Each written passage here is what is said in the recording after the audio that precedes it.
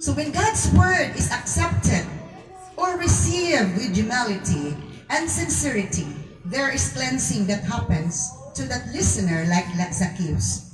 Kung ang pulong sa Ginoo daw maton, matod pa, uban ang pagkamapausanon, uban ang pagkasinsiro, na adyo'y kahinduan mahitabo, sama atong namati sama ni Zacchaeus. Di ba si Zacchaeus? Siya ray, nabulangan pag adto na sa Jericho. Dagkan kay mga tao nakita ni Jesus. Gani, di naman gani kakita sa Zacchaeus ni Jesus. Tungos ka dagkan tao nga naga. Palibot kay mutanaw ni Jesus. Pero dagkan na to, dili lang to 50 kabuok. Dagkan kay sila.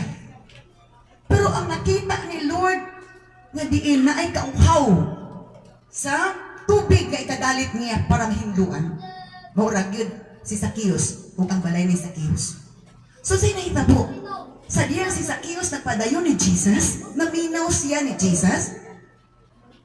Ang clean water nga maupulok sa ginugiwali ni Jesus kaniya, naghatag niya kahinluan, naghatag niya realization nga iyang gigugma nga bahandi nga kwarta, nga iyang gitigom, iyang gibuhat kadaan lo kadhigugma man siya kwarta. Di na ito makatabang niya, nakadaot na ito niya, kaya nakabalo man siya, nakasabot na siya makadaot niya.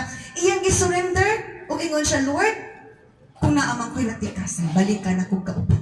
O ang katunga sa ako natikas, akong ihatag sa mga tubig. Nga naman, tungod kay naminaw man sa pulong sa Ginoo, nga sinsiro uban ang pagpaubos ni kay naminaw lang dito, kay basta nang naminaw, kay basta nang good, nga murag kana batang respitar lang.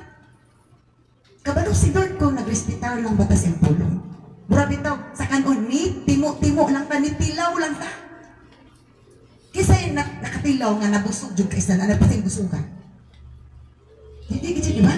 Usahay ang atong pagdawat sa pulong sa murag ditilaw lang ta. Hello. Dili gusto si Lord na naman si Zacchaeus na minaw gid siya kayo. So unsa epekto? Nabago siya. Amen. Nga naman. Walay lain dito nga ready maminaw ni Jesus. Ako ba ready lang ni tanaw? Nag-observe.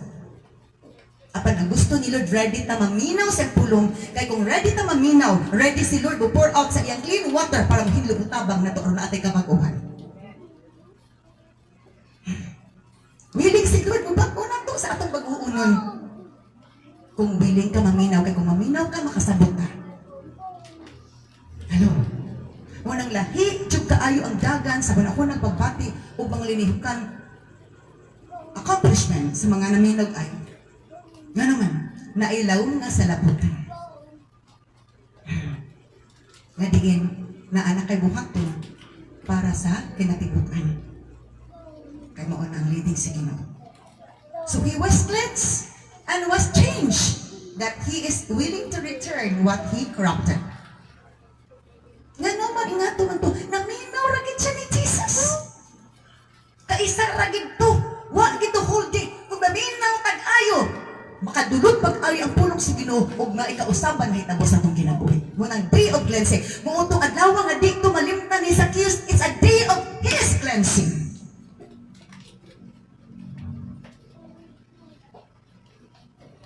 And the day that God cleansed me, di ko malimtan ang December 27, 1987, gabi inat. Mga 7 siguro to